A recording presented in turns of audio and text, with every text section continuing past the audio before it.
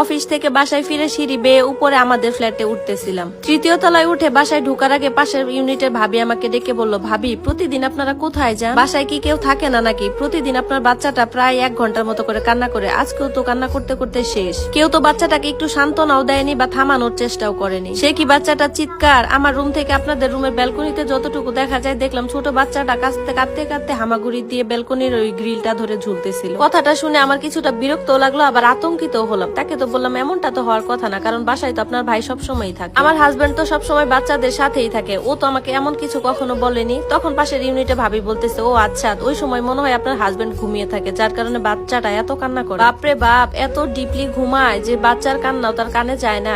আমি বললাম হ্যাঁ, ও খুব ডিপলি ঘুমায়। এই কথা বলে আমি আমার ফ্ল্যাটে চলে গেলাম। বাসায় যখনই কলিং বেল দিলাম, ভেতর থেকে আমার স্বামী এসে দরজাটা খুলে দিল। বাসায় ঢুকে দেখি আমার স্বামী খুব উৎফুল্ল। সে আমাকে বলতেছে সে নাকি ফ্রিল্যান্সিং এ আজকে খুব ভালো আয় করেছে, এভাবে যদি কাজ করতে পারে তাহলে খুব দ্রুত উপরে উঠে যাবে। আমি তার এক্সাইটমেন্টের দিকে যোগ না দিয়ে বাচ্চাটার মুখের দিকে তাকালাম, দেখলাম সত্যি তার চোখ মুখে কান্নার ছাপ। আমি তাকে বললাম, তুমি কি তাই বলে বাচ্চাটার দিকে একটু খেয়াল রাখবে না? রাতের বেলা আমার হাজবেন্ডকে বললাম, তুমি কি দিনের বেলা বাচ্চাকে রেখে কোথাও যাও নাকি? তখন সে আমার কথাটা উড়িয়ে দিল। এরপর আমি আর তাকে কিছুই বললাম না, যে বাচ্চা যে কান্না করে এসব কিছুই তাকে আর বলি। পরের দিন আবার অফিস থেকে ফেরার পথে সেই 3 তলার ভাবিটার সাথে দেখা হলো। ভাবি আমাকে ডেকে বলতেছে, এই যে ভাবি, আপনার বাচ্চাটার একটু খেয়াল রাখুন তো, ও তো আজকেও অনেক কান্না করেছে।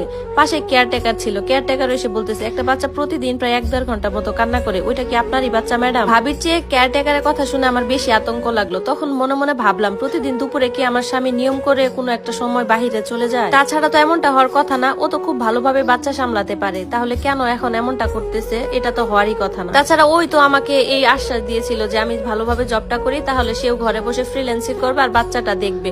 কিন্তু এইসব চিন্তা আমার নানান ভাবে মনের ভিতর অনেক রকমের প্রশ্ন উকি দিতে শুরু করে। বাসায় এসে হাজবেন্ডকে আর বাচ্চা কান্নার ওই সময়টা সে কি করে সেটা আর জিগাইলাম না। এরপরের দিন যখন অফিসে গেলাম, ভাবিকে গোপনে আমার ফোন নাম্বারটা দিয়ে গিয়ে বললাম, আজকে যদি আমার বাচ্চা কান্না করে তাহলে আমাকে একটু ফোন দিবেন প্লিজ। ওই দিনই ঠিক দুপুর বেলায় ভাবি আমাকে ফোন দিয়ে বাচ্চার কান্নার কথা বলে। সত্যি সত্যি ফোনের ওপাশ থেকে বাচ্চার কান্নার ওই হালকা হালকা শব্দ আসতে লাগলো। ভাবিকে বলে দিলাম একটু বাসায় গিয়ে দরজাটার কলিং বেল দিতে। আমার স্বামী যদি বাসায় থাকে তাহলে তো অবশ্যই দরজাটা খুলবে। এরপর ভাবি গিয়ে কলিং বেল দিল, কিন্তু কেউ দরজা খুললো না। তার মানে আমার স্বামী তখন বাসায় ছিল না। আমি খুব দ্রুত অফিস থেকে ছুটি নিয়ে বাসায় চলে আসি। এসে বাচ্চাটার কান্না থামাই।